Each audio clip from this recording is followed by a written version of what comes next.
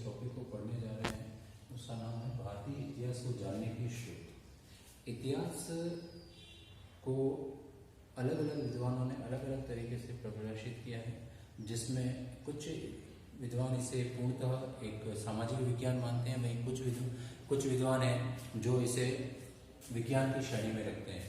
किसी भी विषय को विज्ञान की श्रेणी में रखने के लिए यह आवश्यक है कि उसके अध्ययन की पद्धति या उसमें जो ज्ञान है, जो नॉलेज है, जो तथ्य है, उन तक पहुंचने की जो पद्धति होती है वो वैज्ञानिक होनी चाहिए। अतः जब हम इतिहास को विज्ञान के रूप में परिभाषित करते हैं तब इसका एक क्रमबद्ध ज्ञान होना आवश्यक है, और इस ज्ञान को क्रमबद्ध बनाने के लिए, उस ज्ञान तक पहुंचने के लिए निश्चित प्रकार के स्रोत सोर्सेज का होना आवश्यक है। अतः कोई भी इतिहास या कोई भी तथ्य तब तक इतिहास की श्रेणी में नहीं रखा जा सकता जब तक उसको जानने या उस तक पहुंचने के हमारे पास निश्चित मात्रा में स्रोत उपलब्ध नहीं हो। इसीलिए इतिहास को जानने के लिए विभिन्न प्रकार के स्रोत होते हैं, जिन्हें अलग अलग श्रेणियों में विभाजित किया जाता है। सबसे प्रथम और सबसे महत्वपूर्ण और सबसे प्रामाणिक जो स्रोत होते हैं वो होते हैं पुरातात्विक स्रोत। पुरातत्व जिसको इंग्लिश में आर्कियोलॉजिकल सोर्सेज कहते हैं।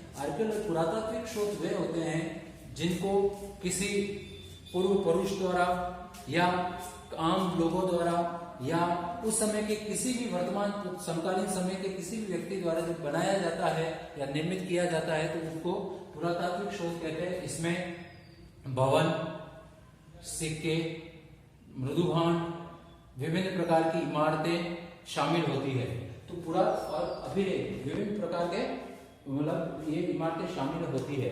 इन इमारतों में क्योंकि जितना भी साहित्य होता है या लिटरेचर होता है, उस लिटरेचर को समय के साथ साथ संशोधित की जाती है। पहले किसी भी प्रकार की एक निश्चित छपाई परंपरा नहीं थी, अतः हस्तलिखित प्रतियां तैयार की जाती थी।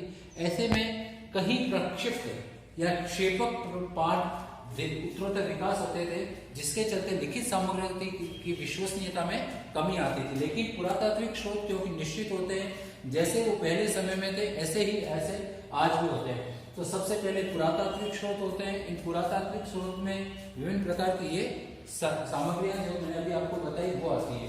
दूसरा स्रोत है अभिलेख, इंस्क्रिप्शन।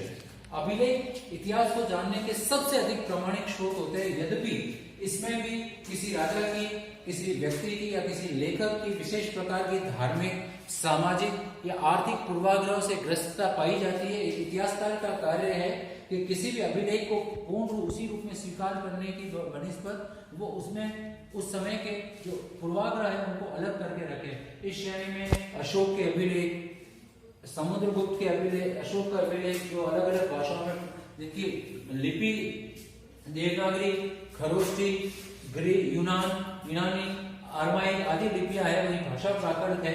वहीं दूसरी सदी ईसा पूर्व से या दूसरी सदी ईस्वी से लगाकर भारत में आगे जो अभिलेख मिलते हैं उनकी भाषा लगभग संस्कृत है, वह लिपि उनकी भाषा उनकी संस्कृत है।